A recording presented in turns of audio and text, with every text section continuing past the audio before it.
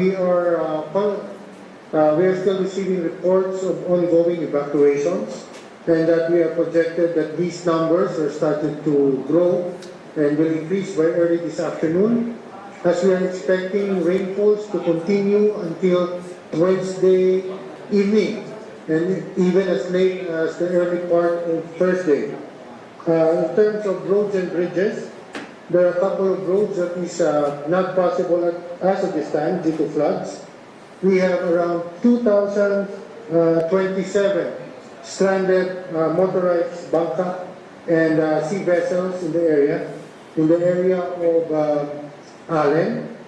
And we have around 547 rolling cargoes and 16 vessels that is also affected in this area. In terms of suspension of passes, we have 18 in Samar. This includes Hipapad, Arteche, San Policarpio, Oras, Dolores, Borongan, Lawaan, Catbalogan, Talbayog, Muchong, Biliran, Naval in Biliran, and Babatnon, Palok, Tanawan, Tacloban, Haro, and Leyte. And we also have one provincial suspension that is from the province of Northern Samar. And also Eastern Samar has already declared the province-wide suspension of work and classes. Suspension of work, we have 13. These are in Palapag, Pambunjan, Gamay, Lope de Vega, Bagong, Biliran, Magang, Cadayawan, Catalogan, Machong, Leyte, and Haro. We are expecting the floods in the areas which are usually the subject of flooding in these, the following areas. These are in Katubig, Ipapag, Mapanas area. So as early as 11 a.m. this morning, nag-iingay ko po. So as early as mula po sa system namin dito, sir. Yeah. Yes, sir. Maybe so it's from our end, sir. 11 a.m., there are already signs of flooding in Mapanas, which is around 2 feet in the locality, and evacuation is going on as of this time. As for other preparedness measures, we have already activated the response cluster. We have sent the letters to the response cluster early this morning to prepare. We have around 100,000 family food packs in the region. We just currently met with the regional director of the Police Regional Office 8 for augmentation of personnel for hauling of NFIs. We have also coordinated with the Philippine Air Force for possible resupply flights as soon as possible, weather permitting. So based on the projection, that could be as early as Thursday morning. So far, that is the report for Region 8. We're continuing to monitor, and we will be able to update you with more data at around 6 p.m. tonight. Thank you, sir. Thank you, RD, sir, for that report. We'll just wait for your request for augmentation, sir. We'll process it immediately at RD, sir. Thank you very much, sir. Gandang hapon po. So can we go to our next region after Region 8? That was again RD Lord Byron Toricarian of Region 8. Thank you very much, sir.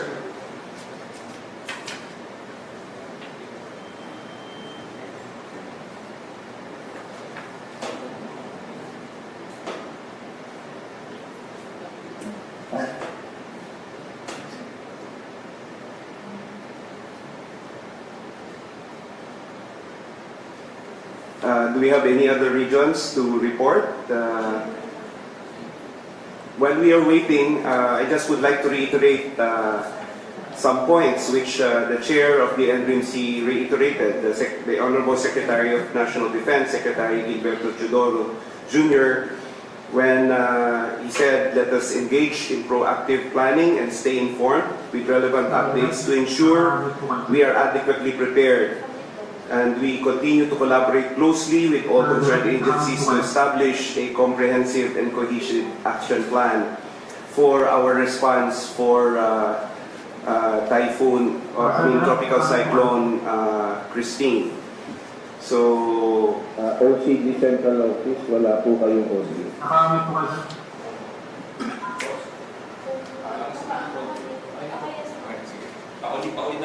can you hear me now, sir? Yeah, loud and clear, loud and clear. Thank you very much, sir. Thank you for that feedback, sir. Maraming salamat po. So, is there any other regions that that is giving his report now? His or her report? Sir, Rita po sa Region 1. Manalita, go ahead. Sir, based po dun sa aming figura kanina po, this tanghali, ang assessment po nila is tatamaan po the whole whole of Region 1. So we have enhanced our alert into blue into red. So lahat po ng buong Region 1 po ay naka-red po kami ngayon, and continuous monitoring po ng aming area. Wala pa naman pong significant effects po nung bagyo dito sa amin. However, we have conducted already our response cluster meeting in preparation for any eventualities. And all units in our AOR, from the local government units hanggang dito po sa RDMC, ay naka-ready po. Dahil mainit-init pa po si Julian sa amin, kaya naka-ready po yung ating mga member agencies as well as the LGUs for any eventualities po, sir. Sir, yun lamang po for now. Thank you very much. That was our OIC for our OCD regional office in Ilocos North, in the Ilocos region, Manang Carmelita Laberinto. Thank you very much, Manang. Thank you, sir. So, can we proceed now to the other regions for their reports? For Cordillera po, sir. Yes, Frankie, go ahead. Thank you, sir. Good afternoon. Share ko lang po itong presentation, sir, para may reference po yung mga media friends po natin. Sige, please. So Thank ito po you. yung pinaka-latest na update po from the Cordillera Administrative Region.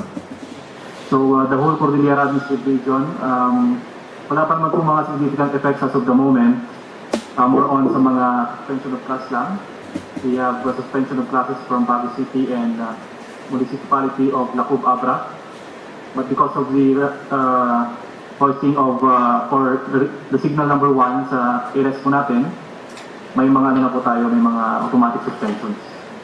So we already conducted our FIDRA yesterday, and as of now, naka-red alert na po tayo. And we are also part of the regions na naka-Charlie protocol po, Sir Direct. And these are updates from our local provincial DRM councils, including City of Baguio. Ito po yung mga dates and time ng kanilang mga pre-disaster risk assessment meetings. Tapos na po lahat sila.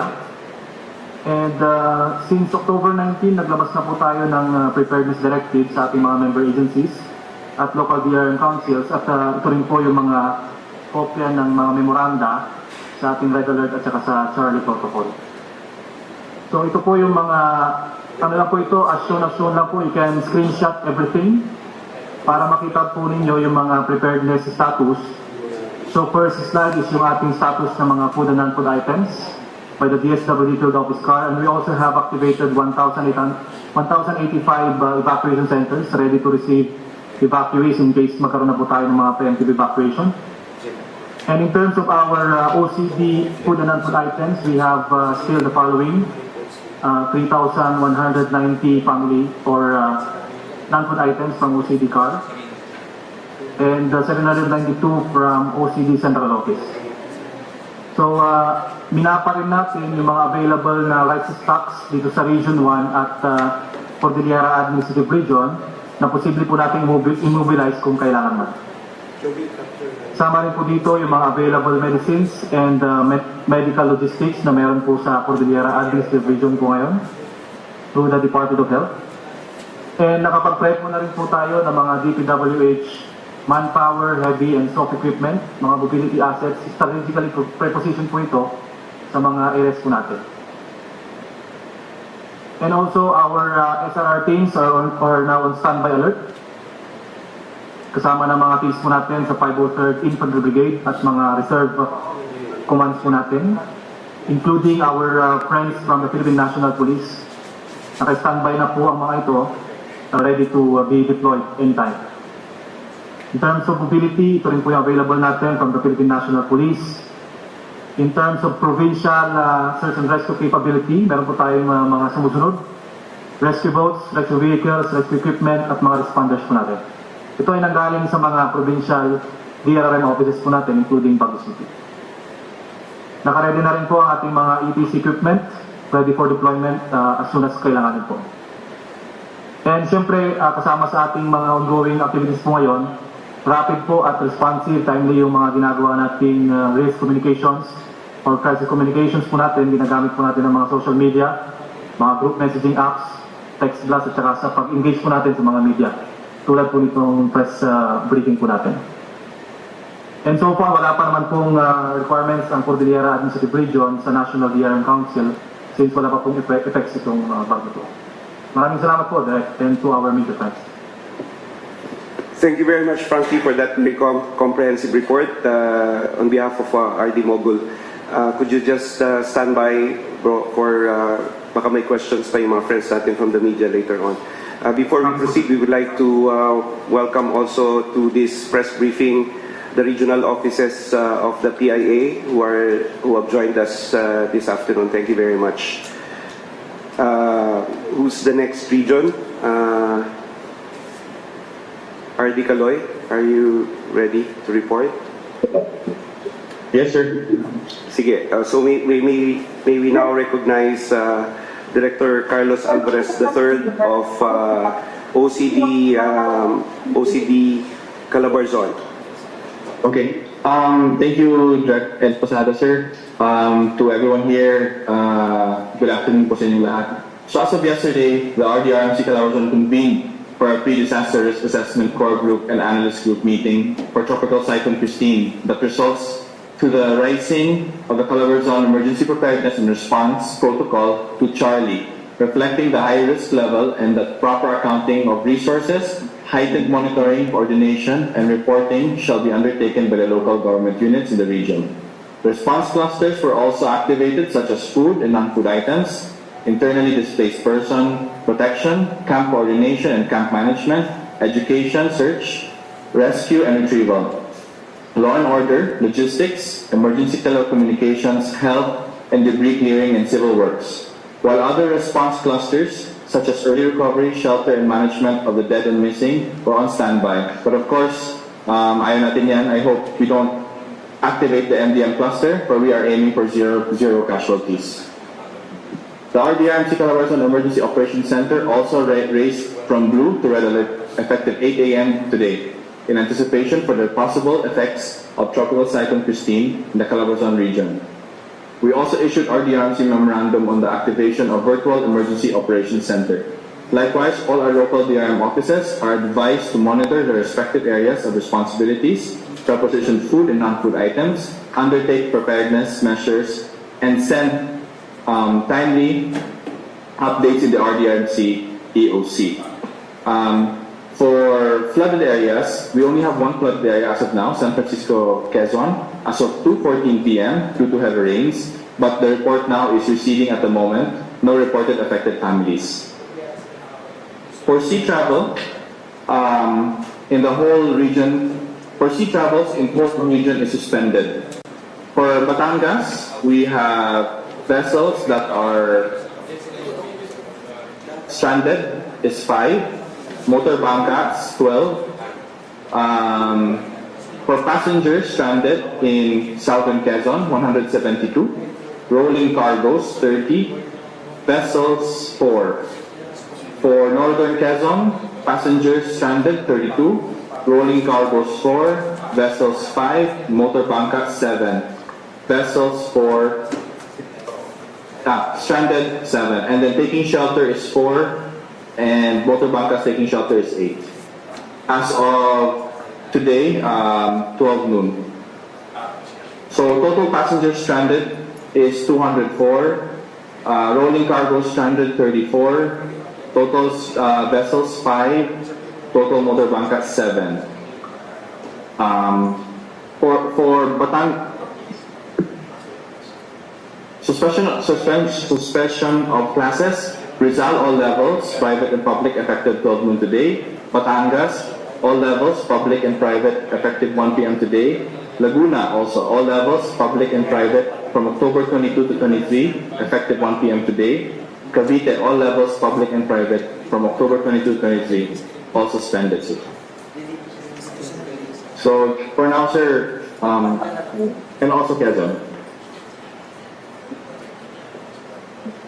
Based, sir, on the Pag-asa Tropical Cyclone, signal number 1 on the eastern portion of Rizal, which is Tanay, Pililla, Hala-Hala, the eastern portion of Laguna, Maayhay, Magdalena, Pila, Santa Cruz, Pangasinan, Louisiana, Cavinti, Lumban, Kalayaan, Paete, Pakil, Pangil, Siniloan, Tami, Santa Maria, Mabitak, Nagcarlan. The northern and eastern portion of Quezon, Tagkawayan, Ginayangan, Buena Vista, San Narciso, San Andres, General Nacar, Pitogo, San Francisco, Calawag, Pagbilao, Infanta, Lopez, Katanuan, Mulanay, Unisan, General Luna, Plaridel, Quezon, Alabat, Sampaloc, Padre Burgos, Macalelon, Mauban, Perez, Agdangan, Pumaca, Atimonan, Real, Lucena City, Lukban, and City of Tayabas. And lastly, sir, also as part of the preparedness measure, we issued RDMC Calabarzon Memorandum. To start, as shown, is the RDMC Calabarzon Memorandum number 139, series of 2024, with the subject, raising of alert blue status to RDRMC Emergency Operations Center, ICAO possible effects of low pressure area east of southern Luzon, dated October 19, 2024. Our RDRMC Emergency Operations Center was raised to blue alert relative to existing weather disturbance effective October 19, 2024.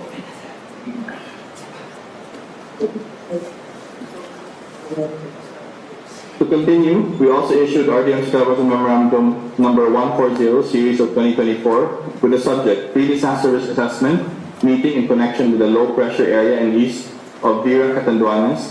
It was then convened yesterday, October 21, 2024 at 2 p.m. in the afternoon.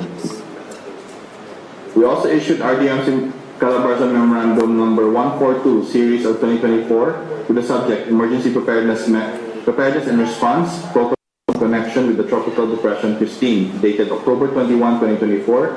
This was issued by our PIGRA. Our EPR protocol was raised to Charlie.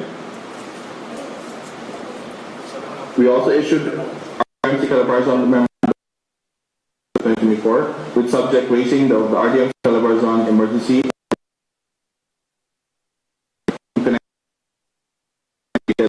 October 22, 2024. This is effective 8 a.m. today. Lastly, we also issued RDMC Memorandum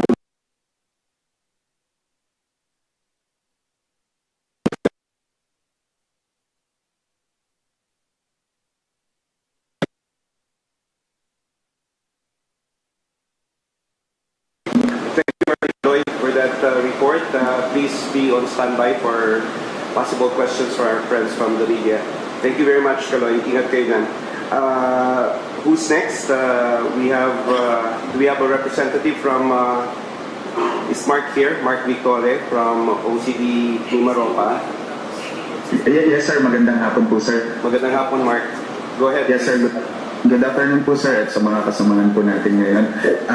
Dito po sa Mimaropa region, nakakaranas na po tayo ng yung ilang lugar po natin na nakakaranas na ng pag-ulan, especially po yung ating mga probinsya po ng Marinduque at ng Romblon. Dahil nga po nag-raise na ng Tropical Cyclone Warning Signal number 1, nagkaroon na po tayo ng mga kanseladong barko dito po sa Batangas City papunta po sa mga probinsya ng Oriental Mindoro, Occidental Mindoro and Romblon. Gawin din po yung mga biyahe din po ng barko sa Calpan City, sa Romblon at sa Marinduque.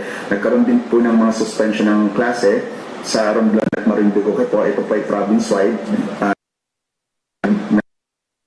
Suspension ng klase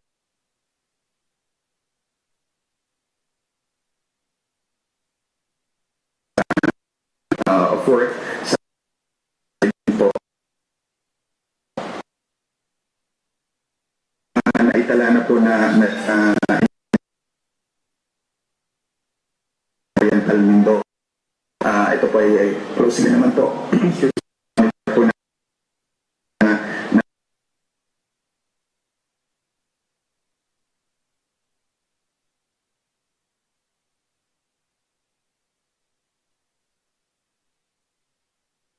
families, but karamihan po dito sa mga pamilya na lumikas ay mga preemptive evacuation po.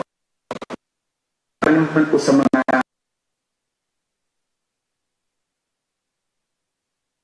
conducted our regional PDRA meeting kahapon po ng 1 p.m. series of RDMC po, nakalakip na po dito sa mga regional yung pag-activate po ng ating raising po ng RDMC protocol to Charlie, gayon po yung pag-raise din ng red alert dito po sa ating regional DRM Operations Center. At yun pong pinapaalalahanan po natin yung mga mga kasamaan po natin from the local DRM councils to mag-effect po ng mga preemptive evacuation para po sa kaligtasan na din po, lalong-lalo po dun sa mga lugar na highly susceptible to flooding at saka po sa landslide. Ito ay we are in close coordination po sa mga miyembro ng ating Regional DRM Council through our virtual EOC na inactivate po natin kahapon. At naglalabas din po tayo na nag-disseminate din po tayo ng Sea Travel Advisory para nga po doon sa mga biyahero na tatawid po sa mga isla po ng Mimaropa. In close coordination po tayo sa mga members ng Regional Council, especially po din po sa ating response cluster which was activated po yesterday. Meron na din po tayong mga naka-preposition na mga non-food items at mga family food packs. Ito po ay galing sa ibang ahensya po ng Regional DRM Council po ng Mimaropa. Yun lang po, maraming salamat po, magandang hapon po. Thank you, Mark. Ingat kayo dyan. You're also on red alert, no? Tama ba? Yes, sir. Red alert din po tayo dito sa Mimaropa, sir. Oh. Sa Region 8, RD, sir, are you on blue alert or red kayo? Naka-blue alert kayo, sir? Sir, as of 11 a.m. this morning, we already transitioned to red alert, Charlie Protocol. Thank you very much, RD, sir. Para ma-update lang po namin. Thank you very much, sir. Ingat kayo, sir. Thank you, sir. So, can we hear from OCD Region 6 in Western Visayas?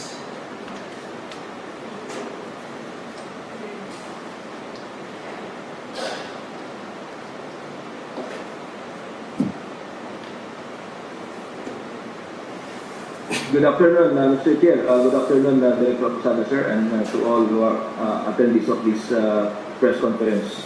Good afternoon, RD, sir. Region 6, currently we are under blue alert because of the Montalon eruption and the ongoing Mascara Festival in Bacolod City and Alpha Protocol. As for the preparations made, as in because of due to the tropical storm Christine, we have conducted our own PDRA, and right after this, we're again doing another PDRA for all members of the RGC 6 council members. As of yesterday, some part of Negros Occidental experienced flooding in the morning, but they immediately subsided immediately in the afternoon. And as of 8 a.m. today, several classes were suspended. 11 LDOs in copies, both private and public.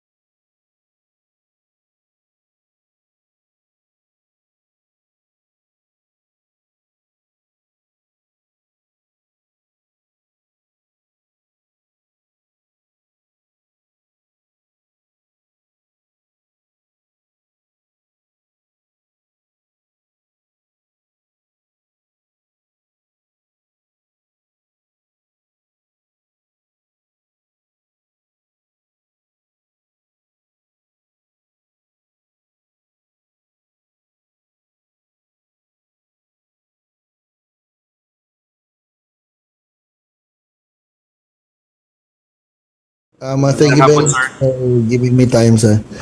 Dito naman po sa Central Visayas po, sir. Kanina po, 12 noon, dahil because of the 11 o'clock advisory that there will be orange rainfall warning hoisted over sa island po ng Cebu. And we've learned that rains have not stopped in the island of Bohol. So we raised blue alert po for the whole region of Central Visayas, because we have seen also that southern part of Negros Oriental is still being they're still experiencing rains, no. With that, at 12 noon, we had a meeting with the response cluster at 1 o'clock. It is still ongoing, wherein Pag-asa gave us updates whereabouts of Christine. We are affected by the troughs of the typhoon Christine, sir.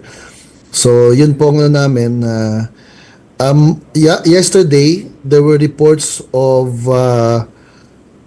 flooding. Also there were reports on TV that there was flooding also last Sunday, but finding out when we tried to ask the PDRIMO, it seems that yung mga areas, there are mga perennial problems of the area. And then when we talk to them, it seems that it's more of a drainage problem. But we are also still monitoring the rivers of the different municipalities in Bohol. So far, the Lobok River is on yellow alert. So we're closely monitoring the Lobok River, and all the rest okay naman po. And moving forward, the actions taken is that we already sent a letter to the regional director of the DPWH as we're asking them to help us doon po sa drainage sa system po ng mga roadside flooding po, kasi because of the clogging of the drainage. We have also asked the regional office of the DPWH to help us also doon po sa mga problematic rivers, wherein we have already asked the help and the cooperation of all the local DREAMOs all over the region to identify the problematic rivers, no, so that DPWH can help us dredge them. So, or meron naman sila kasing program for that, part of their maintenance program. And then as of now, sir, yesterday the province of Bohol already declared suspension of classes for today. And today there are suspension also of classes in the province of Cebu. Siquijor also declared yesterday suspension of classes, and then in Cebu there are 29 LGUs that suspended classes. All gale warnings were also raised, but they only stopped light vessels, especially the fishing vessels. However, some of the liners or yung mga shipping lines, they stop for the meantime yung kanila pong paglalayag from Siquijor to Dumaguete. And then before I came here, before I went online for this meeting, sir, we talked to Pag-asa. We're hoping that in their forecast tomorrow it will be the weather will be better. Although we still expect some rains, but not as much as yesterday and the day before that. So we have also instructed everybody, sir, from because right now our personnel are in the other different parts of the provinces, no. Tapos meron din po tayong may mga validation na activities din po tayo. I asked them or instructed them to stay put where they are right now, tell us and advise us of their whereabouts, and give us updates. We have personnel who are in right now in Negros Oriental, may mga trainings po tayo doon. Some are also in Bohol, so they're giving us also updates. And we have also one or two in the northern part of Cebu, which is right now being battered by rains.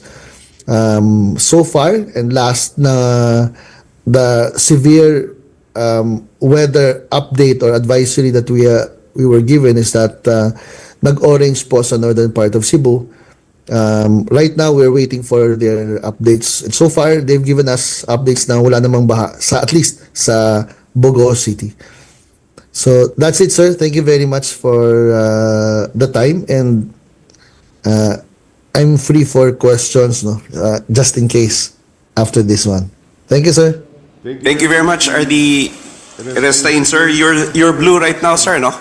You're blue Yes, sir. alert. Nag-blue po kami, sir, kasi nag-orange po ulit dito po sa Cebu. But just the same, sir. We've been having PIDRA meetings since Sunday, sir. We had Sunday and we had Monday. Even if we knew that the typhoon will not hit us directly, but it was experience po namin, pagka humuhugot po kasi siya ng ulan at hangin, dumadaan po sa amin yung hinuhugot po ng mga bagyo pong dumadaan po sa eastern side of our country. Thank you very much, sir. Thank you too, RD, sir. Maraming salamat po. Please do stand by for possible questions later. Maraming salamat, sir. And can we call on our representative from OCD Central Luzon, who is also on red alert right now?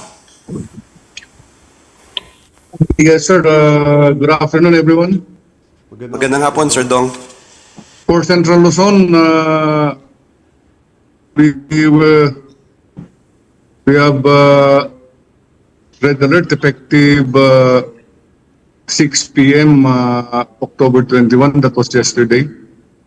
So the whole of Central Luzon is now under Tropical Cyclone warning signal number 1 effective 11 a.m. today. And there were declaration of suspension of classes already, preschool to high school in all of the provinces and including the cities of Olongapo and Angeles, while Aurora has declared suspension of classes at all levels. For tomorrow, October 23, only the province of Bulacan has declared the suspension of classes for all levels. So as of this time, the weather outlook is cloudy in all the provinces except for Aurora, who is experiencing light rain.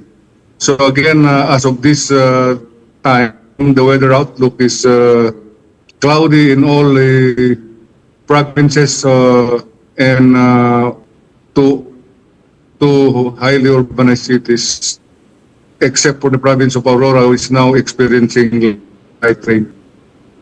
So again, there were no suspension yet on sea travel advisory coming from the Philippine Coast Guard in the coastal areas of Zambales and Bataan. So for the preparedness measures, of course, we have already issued memo on preparedness measures to members of the RDRIM Council, including especially the response clusters. So next slide. So again, unanticipated needs, of course, the prepositioning of food and non-food items mostly in all of the provinces and 2 cities in the Central Luzon. So, konti lang naman po yung mga anticipated needs nila because we have already, there were prepositioning made during the last typhoon ng Julian, kaya we are just alerted the response cluster, particularly yung logistics, the SRR, the food and non-food, and of course the debris clearing and law and order, also in prepositioning of equipment. So far, yun lang po yung weather outlook in Central Luzon. And, siguro we expect the weather na mag-deteriorate for the next 24 hours. So, sa buong area ng Central Luzon, yung Aurora lang po yung experiencing light rains. So, that's all for Central Luzon, Sir Chair. Thank you, RD Dong, sir. Thank you very much for that report, sir. Do we have any other RDs or regional offices that will report?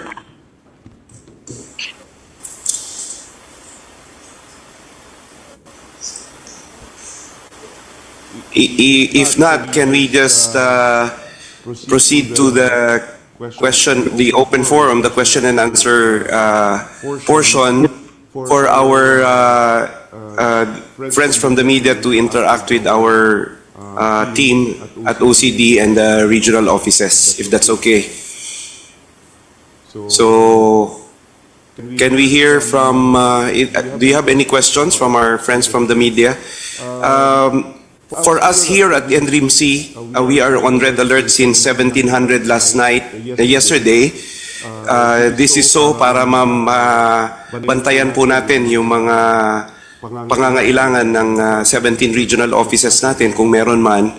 And of course, for our comms team, we are closely working with the team of ASEC Gutierrez of the PIA and the rest of his regional teams para ma-communicate po ito as part of our advocacy on really informing our public para kung ano yung dapat nilang malaman and so that they could decide and they could act accordingly. Lalo na po dito, we cannot really procrastinate for a typhoon as strong as Christine. ASEC Gutierrez, sir, good afternoon, sir. You are recognized, sir. Good afternoon, sir, Director Posadas. Good afternoon to all our colleagues at OCD and PIA. May prevailing question lang simula the other day, no? Because it's the first time that people are hearing about the Alpha Bravo and Charlie protocols. Can you please explain ano po yung Alpha Bravo Charlie protocols? Yes, sir. This is a mechanism, sir. It's this, sir. It's actually a EPR protocol, sir. EPR meaning emergency preparedness for response protocol. So, just to elaborate a little bit, sir, we have the standby protocol, sir, meaning there is no to low, very low risk. We have alpha protocol, sir, meaning this is with low risk po, yung particular area or particular region. Bravo po, moderate risk, and Charlie, high risk, sir. So just to give you some highlights of what are the components of this particular protocol, sir, from Alpha, Bravo, and Charlie. As we move on to the higher categories, sir, meaning mas matindi yung risk, no? So in all this po, we always send warnings and advisories, both from Alpha and even standby, sir, Bravo and then Charlie. And then dito rin po, we in all of this, no, we cascade preparedness directives in all from Alpha, Bravo, and Charlie. And then We prepare standby lists of trained and available rapid deployment teams such as IMTs and our DANA teams, or yung Rapid Disaster Assessment and Needs Analysis. These are teams, sir, that we deploy in times of every after disaster, sir, we deploy them so that there is an immediate assessment, no? And then dito po sa Bravo Protocol, we activate we activate yung EOC natin to Blue Alert. And then sa Charlie, we activate to Red Alert, sir. And then dito, sir, sa Bravo Protocol, we activate yung selective response clusters natin. We have response clusters, sir, in the NDRIMC. We have 15. At present, sir, during this elevation of the alert level of the NDRIM OC to Red, we have activated 12, sir, out of 15. And then, dito naman po sa, again, sa Bravo Protocol pa rin, we have prepositioning of resources. And then, dito po sa Charlie Protocol, dito na po tayo nagpe-preemptive evacuation or even forced evacuation dun sa mga medyo ayaw pong lumikas. And then there is mobilization po of rapid deployment teams for Charlie. And then there is a provision of advance augmentation of resources, sir. Then we account, assess, and ensure operational readiness of response facilities, sir, such as our Emergency Operations Center. And then dito, sir, yung may mga mobilization na tayo, and then yung ensuring maritime safety of all watercrafts as appropriate. We issue travel advisory, sir, and then we arrange for advance assistance for communities as needed. So this just goes to show, sir, yung level ng paghahanda natin based on risks. And usually, sir, ang pag Bravo Protocol tayo, we raise our alert to Blue. But sometimes, sir, even if it's high risk, our regional offices opt to stay at Bravo Protocol muna, and then raise it to Red as the need arise, depending, sir, on the decision within the council. And for Bravo Protocol, sir, meaning there is augmentation of our personnel by about 50%, sir. Usually these are the armed forces of the Philippines, the Philippine Coast Guard, the Philippine National Police, and the Bureau of Fire Protection. And of course, yung Charlie protocols are all hands. Nandyan na lahat, sir, yung mga decision makers, either physically or virtually. Kagaya ngayon, sir, naka-activate ang ating virtual EOC for better coordination and a more immediate response, sir, kung kinakailangan. So yun, ASEC, sir, basically that in a nutshell is what this is all about, sir. It's an internal mechanism, sir, that we follow. May mga parameters siya, sir, that we are able to raise our alerts depending on the exposure to the risks, sir. The higher it is, the higher the protocol is, sir. Thank you, Director Posadas. Thank you, sir. Mikey, question ka pa, Mikey? Yes, sir. Thank you po. Sir, nabanggit niyo po kanina na almost whole of the country will be affected by the typhoon po. Could you elaborate that, sir? And ngayon po ba, ilan na po ba yung total ng affected population and kung may mga total number of evacuees kayo, sir, nationwide, sir? Thank you, Michael. Yung as to the exposure, no, yung buo, I'm just basing it from Pag-asa's Okay, sir. forecast as of 11 a.m. No, mapansin mo, we have already tropical cyclone warning signal number 2 for the province of Catanduanes. However, yung tropical cyclone signal number 1, halos the whole of Luzon, the whole of eastern Visayas, and the whole and 2 provinces in Mindanao are covered by the tropical cyclone warning signal number 1 in effect. So basically, if you look at it, talagang buong Pilipinas, and even nung bago pa makapaglapit itong bagyo na ito, no, meron na tayong mga pagbaha sa Mindanao. We have been receiving reports from Mindanao, from the Visayas, and then of course here in Luzon, no. At dahil nga isa pa rin ito dun sa ni-report din ng Pag-asa, Mike, na malawak yung kaulapan, no? Yung kanyang cloudiness talagang malaki, at saka yung laki nung 700 plus kilometers yung sa coverage nung area nung kaulapan. So talagang medyo malawak siya. And as Christine nears the landmass, no, medyo mas nakaka-experience pa tayo ng mas malalakas na pag-ulan, at hindi lang pag-ulan, pati hangin, ano. And she is projected to intensify into a severe tropical storm and then even a typhoon before she exits the Philippine area of responsibility.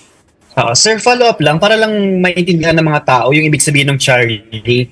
Pag yung area po ba nila nasa Charlie, ano po yung dapat paghandaan at ano po yung posibleng situation doon? Ito. Yung Charlie, ito kasi mga protocols na ito is supposedly internal to OCD tsaka yung mga agencies natin na members ng NDRIMC. Nothing to worry about. It's just a graduation of our preparedness to respond. So the meaning, yung mas mataas yung gulay, mas mataas yung level ng protocol, mas tumataas yung, mas marami kaming dapat pagandaan. Yung mga nakaredy na dapat yan, yung deployment ng mga teams natin, isa yung 100%, no, yung mga tao, dapat nandyan na lahat sa emergency, nakatutok na lahat sa Emergency Operation Center. For purposes lang of yung space, no, we activate it either virtually or physically, but yung mga essential talaga ng mga agencies report to the Emergency Operation Center physically. Ito yung mga Armed Forces of the Philippines, yung mga na-mention ko kanina, DSWD, DILG, Pag-asa, and even DepEd. Yun yung mga nagre-report physically dito sa NDRIM OC ngayon sa Campanginaldo, and in all other regional offices na nakataas yung mga alert levels from Bravo to Charlie. So, meaning, ang nakataas lang ito dahil nakikita natin na dun sa mga concerned regional offices na yan, mas mataas yung risk, mas marami kaming dapat bantayan, at dahil mas prone ito sa mga consequences like flooding, landslides, and the like, no, displacement. So, nandyan na nakaredy na yung dapat yung response clusters natin that are responsible for example, yung camp coordination and camp management kung may evacuations na. And then, nandyan na rin yung law enforcement, nandyan na rin yung iba't iba pang mga response clusters na ina-activate natin para ma-address yung pangangailangan ng ating mga kababayan ng mabilis. Thank you, sir. Thank you, Director. Thank you, Sir Ares. Thank you, Michael. ASEC, sir. Hi, sir. Yung in-house ano natin. Sir, good afternoon po.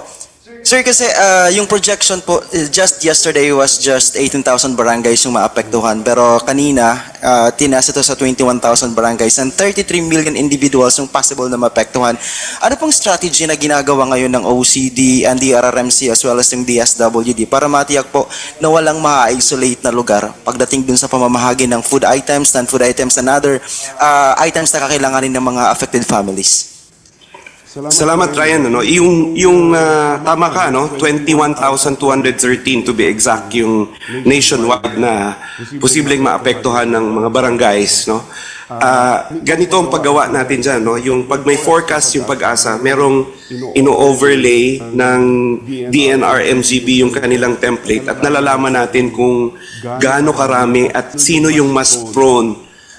Depending on may color coded din yan dun sa kanilang matrix, sa kanilang overlay. At yun ay nagbibigay sa atin ng medyo for planning purposes, ito yung mga dapat nating paghandaan.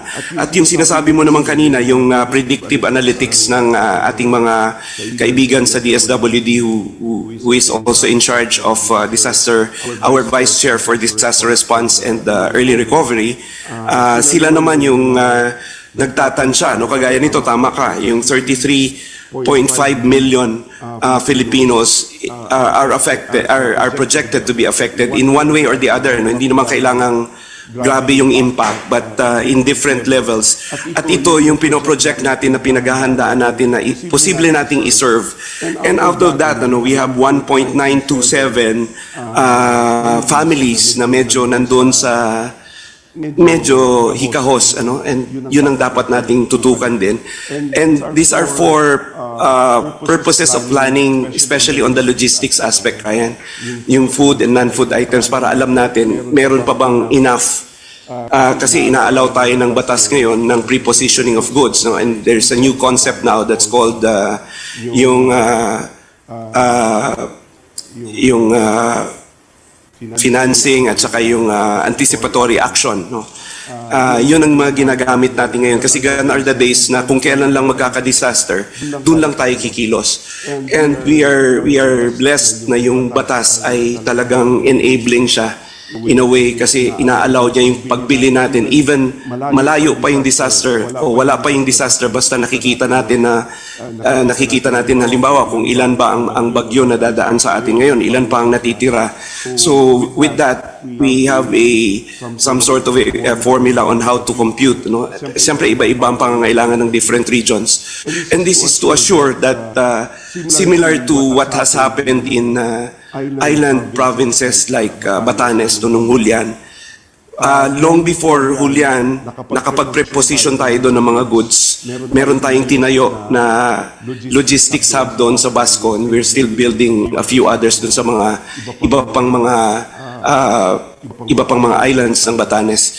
At nakapagdala tayo, Ryan, ng mga no less than si Yusek Nepomuceno went, no? Led a team of OCD and NRIMC agencies to bring 7 heavy-duty generator sets even before Hulyan happened, and nagdala pa tayo after. So kasi ang natin doon, talagang nawalan sila ng kuryente at nawalan sila ng mga, lalo na yung tubig na iinumin, no? So yun yung mga dinadala natin. So these are all for projection purposes, especially on prepositioning of goods. Ito yung rational way of doing things para alam natin kung saan pa ba kulang, ano pa yung kulang at kailangan nating i-replenish, at magkano pa yung kailangan natin para mapunan yung gaps na yun. Thank you, sir. Last 2 points na lang on my end. I'll go to Regional Director Yukot ng Region 5 and Region 6. Kasi parang double whammy po ata yung hazard na kinakarap ninyo doon, kasi may doon sa Lahar Flow, kumusta so far yung situation in the area? And doon sa Region 5, ano yung worst case scenario na nakikita natin as for now and in the coming days? Kasi po, I understand po as ngayon po, Sir Les, na may mga flooded areas na po in Region 5. Yes, sir. Yes, sir. Good afternoon. Ang nakita po namin na based po doon sa forecast ng pag-asa kahapon,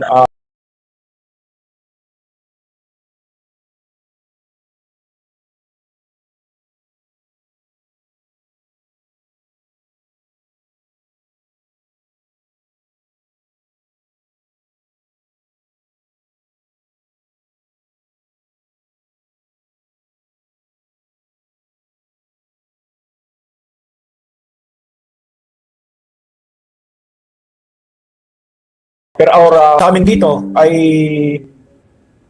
yung this area is nandito yung Mayon volcano, at alam naman natin yung Lahar deposits na dineposito nung pagputok ng bulkan nung last year. So it needs only 60 millimeter of rain per hour to move that Lahar papunta dito sa mga kabayanan dito sa Legazpi City. So pagka lumakas yung ulan at masustain itong intense to torrential rain na maranasan namin dito at pag-move yung lahar, yun ang worst case scenario na mangyari dito sa Bicol, God Province. Yun po, Mr. Chair. Yeah, Mr. Chair, for Region 6 naman, no, sa Mount Canlaon, so far we are fortunate na wala pa naman pong lahar flow, no, na pinapalabas si Mount Canlaon. Although nga may naka-experience tayo ng malakas na pag-ulan, nasa downstream siya, no. We're just fortunate na hindi gaano malakas yung ulan doon sa taas. And so far hindi pa naman po pumuputok apart from the June 3 incident, no, ng eruption ni Mount Canlaon, mostly mostly yung binubuga niya yung sulfur dioxide, no, malakas yung ng sulfur dioxide, but so far as of now wala pa ho siyang pinapalabas na lahar. Sir, last na lang po. I'll go to Regional Director of Region 8, si Director Lord Byron Toricarion. Sir, mga pinakulok. Sir, you've mentioned about you have evacuated individuals na po. Point of clarification lang po, 945 individuals at sang area po ito, sir. Thank you. Those evacuated individuals are mostly from the areas in the northern part of Eastern Samar. Ito po yung sa mga Mapanas area, Katubig area. But that is as of 11 a.m. this morning. And hopefully by 7 p.m. we would have a updated number for you as ongoing po yung mga evacuation natin in those areas.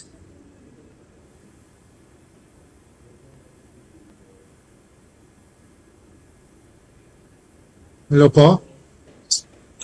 Okay na po, sir. Thank you po. Thank you very much, RD sir, RD Yukot sir, and RD Toricarion. Thank you very much, sir. Thank you to Ryan. I'm seeing Isa of Bombo Radio raising her hand. Go ahead, ma'am.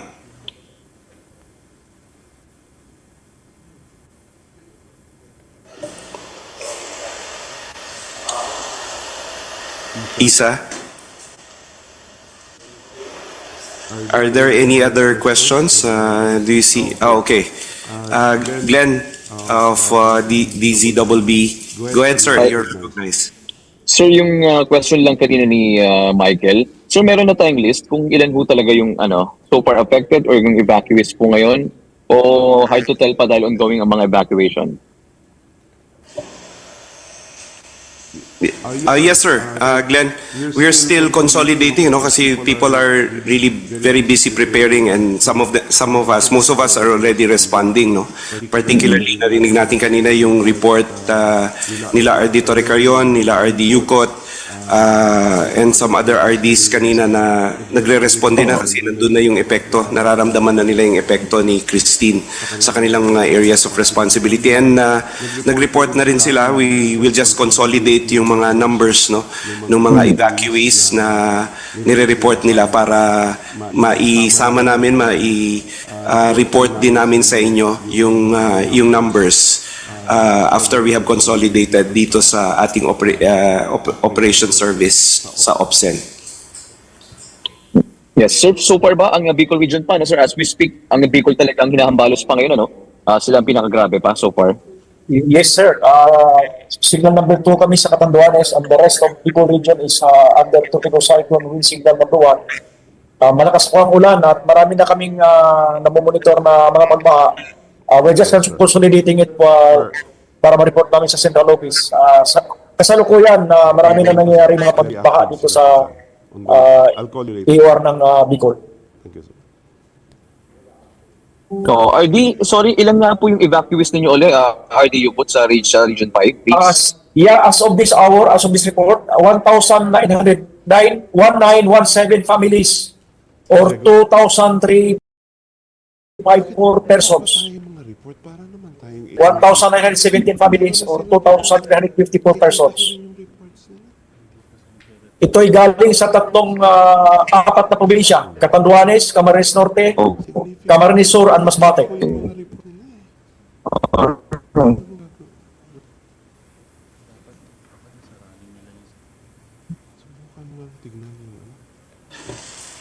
Glenn? Camarines Sur, Camarines Norte, and Masbate. Right. Thank you, RD. Yes, you're welcome. Thank you, Glenn. Thank you, RDU, sir. Isa, are you ready with your question, ma'am? Hindi ka po namin marinig, ma'am.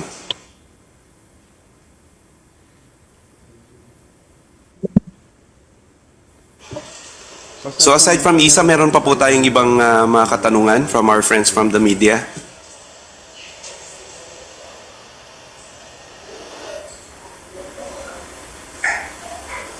Yes, ma'am. Mukha pong may problem po. Already sent my questions. Or could we, retrieve the questions of sa 8 probinsya na disseminate na. So is that a question? Yes, ma'am.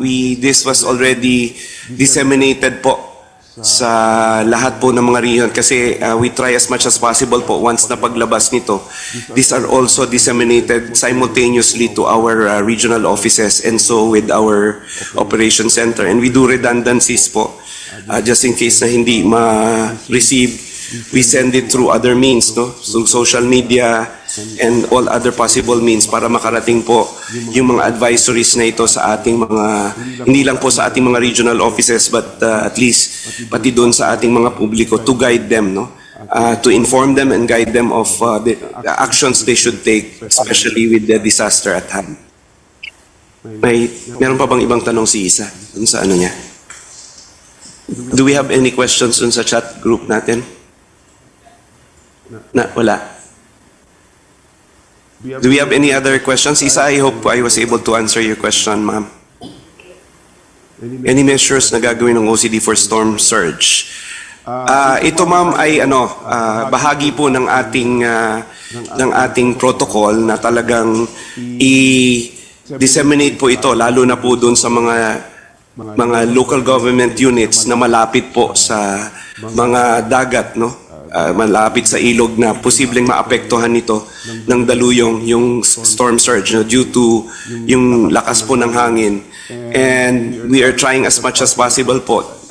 Ang mga lokal na pamahalaan po naman ay meron din silang mga contingency plans, meron din po silang mga response plans para po specifically for these kinds of disasters. At sa ngayon pa lang po, naabisuhan na natin sila. Ang maganda po dito sa forecast, nalalaman natin kung saan-saan posibleng magkaroon nito, no? Hindi naman 100% po na mangyayari, but at least our public is forewarned para po yung action na dapat nilang gawin para maging ligtas sila at ligtas yung kanilang mga pamilya.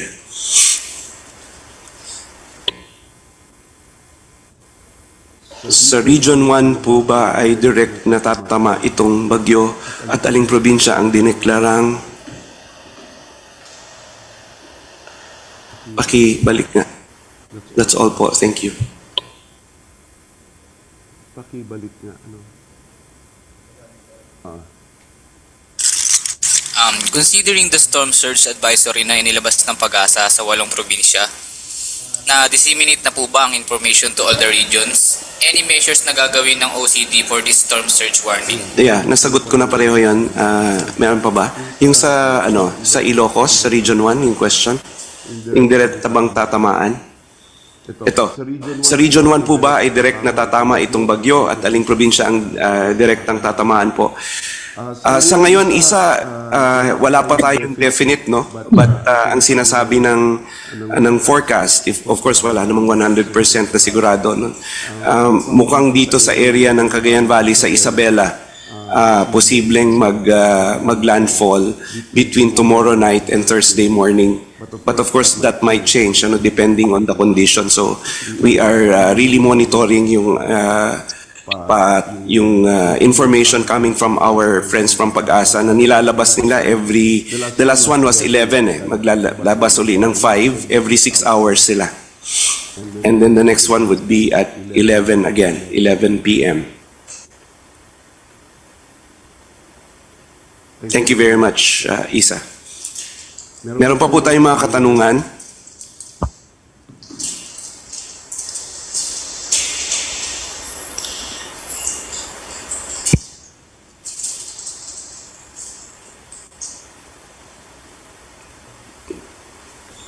So kung wala na po, Glenn, are you asking another question? Okay na sir, may 5 PM pa ang pag-asa, may press con uli. Pag-asa. Sige.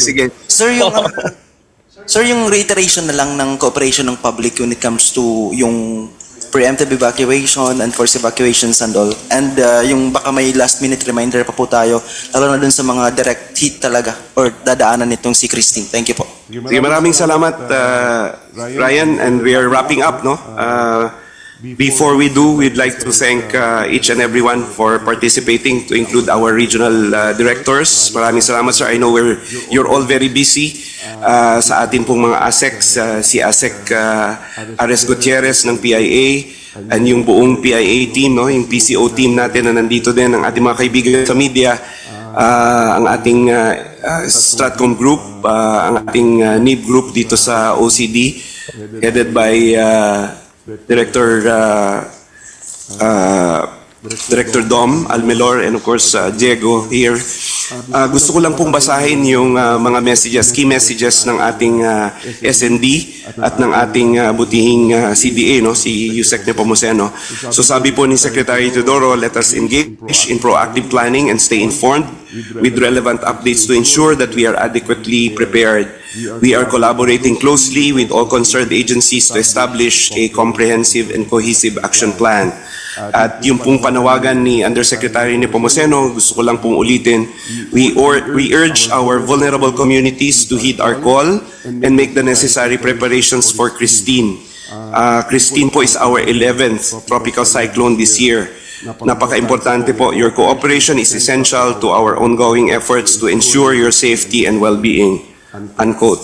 So, sa ngalan po ni SND, Chair ng NDRMC, si Secretary Teodoro, si Yusek Nepomuceno po, ang ating Civil Defense Administrator, we wish you all po to be safe, no? Yun pong inyong kaligtasan, hindi pa po tayo nagtatapos dito kay Christine, nagsisimula pa lang po tayo, especially po dun sa mga medyo tatamaan up north, no? At habang papalabas po siya, sinasabi na talagang mag-intensify pa siya, lalakas pa siya into a typhoon bago po siya lumabas, and we are expecting po na magla-landfall siya between tomorrow night, kung di magbabago yung forecast, hanggang early morning po ng Thursday.